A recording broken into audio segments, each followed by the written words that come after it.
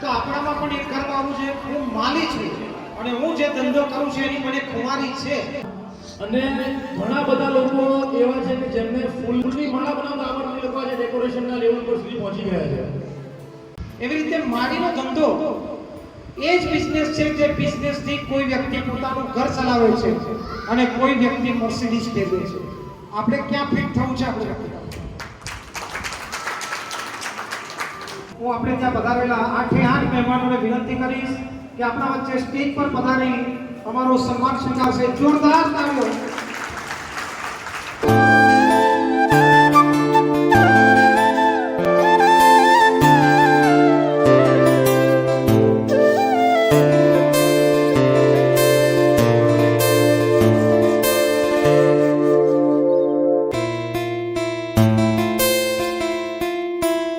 બિઝનેસના પાઠ શીખવાના હોય તો એના માટે સક્રિય સંગઠન જે ગુજરાત લેવલે કાર્ય કરે છે, RMFA રામી માલી ફ્લોરિસ્ટ એસોસિએશન.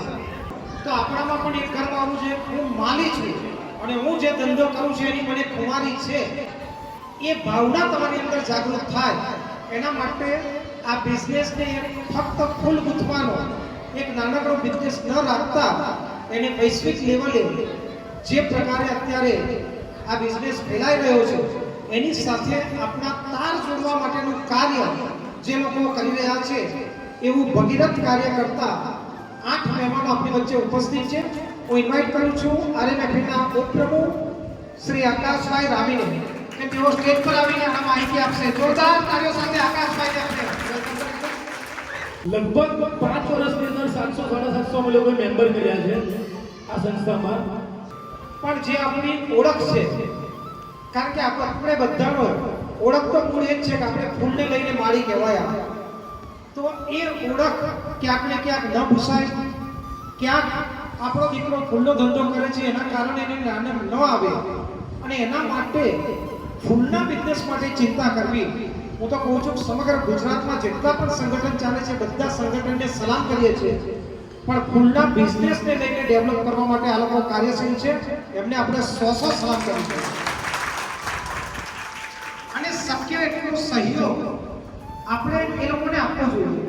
આ વર્ષે અમે લોકો થોડું અપગ્રેડ થયા અને એક ફંક્શન કુંભલગઢ રાજસ્થાન ખાતે એક સરસ રિસોર્ટમાં કરવા જઈ રહ્યા છે, જેની એકદમ કહેવાય તો રિસોર્ટ પ્રમાણે બહુ ફી નથી. ઘણાને ફી વધારે લાગતી હોય છે, પણ એ જે રિસોર્ટમાં અમે આયોજન કર્યું છે 2 નાઈટ અને 3 દિવસનું આયોજન છે અને ખૂબ ભવ્ય આયોજન આ વખતે કર્યું છે કે જે લોકો આ વખતના પ્રોગ્રામમાં જોડાય એમને ખબર પડશે કે ફૂલનો ધંધો ક્યાં હતો અને કયા લેવલે પહોંચી ગયો છે.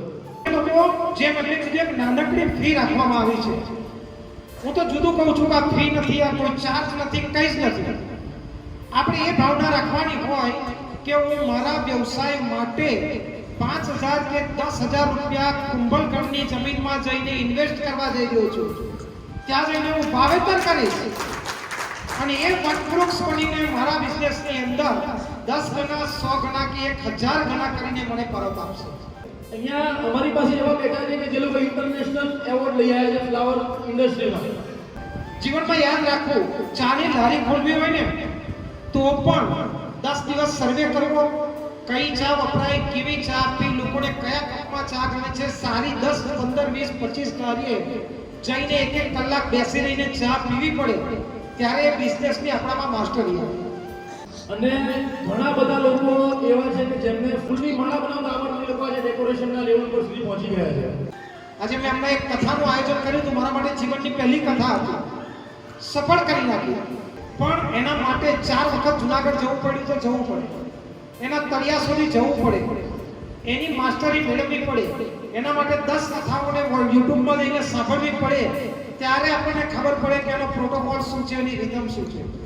એવી રીતે માળીનો ધંધો એ જ બિઝનેસ છે જે બિઝનેસથી કોઈ વ્યક્તિ પોતાનું ઘર ચલાવે છે અને કોઈ વ્યક્તિ મર્સિડીઝ ફેરવે છે. આપણે ક્યાં ફિટ થવું છે આપણે 2021માં મારા પ્રમુખ દીક્ષિતભાઈ રામીનું એવું વિઝન છે કે ભાઈ ગુજરાતના દરેકે દરેક રામી માળી આપણી સંસ્થામાં હોવા જોઈએ. દુનિયામાં બધા મળશે, પુસ્તકો મળશે, વાંચવાનું મળશે, પણ એ જગ્યા પર તમને ફિટ કરવા માટે કદાચ એટલી લાંબી સફર હશે ને કે દાદરા ચડીને થાકી જશો. હું તો એમ કે સારે બેઠે બીજું કશું નથી, લિફ્ટ છે.